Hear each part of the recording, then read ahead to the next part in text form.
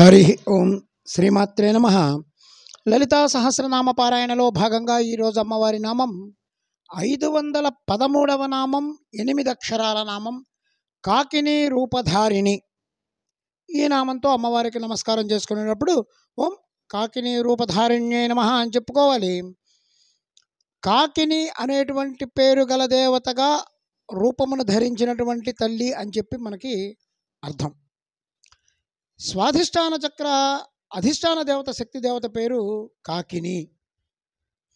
ఈ చక్రాధిష్ట దేవతకు సంబంధించినటువంటి బీజం కానీ, కీలకం కానీ, న్యాసం కానీ, మంత్రం కానీ అన్నీ కూడా కకార సంబంధంగా ఉంటాయని చెప్పి కాకిని నామంలోని మొదటి అక్షరం కా అనేది సూచిస్తూ ఉంటుంది.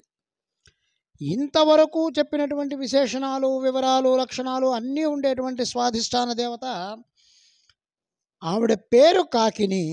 ఈ దేవతకు చెప్పినటువంటి లక్షణాలు, వివరాలు అన్నీ కూడా స్వాధిష్టాన దేవత యొక్క ధ్యానానికి చెప్పినటువంటి శ్లోకంతో మనం గుర్తుపెట్టుకోవచ్చు. ఏంట్రా ఆ శ్లోకం అని అడిగితే, స్వాధిష్టానాక్షపద్మే రసదళ సహితే వేదవక్త్రాం త్రినేత్రాం హస్తాభ్యాం ధారయంతిం త్రిశిఖ గుణకపాలాభ్యాంత గర్వాం మేధో ధాతు ప్రవిష్ట మలిమదముదితాం బందినీ ముక్షయుక్తాం పీతాం దధ్యాన్నవేష్టాం అభిమత ఫలదాం కాకిని భావయామ్యహం.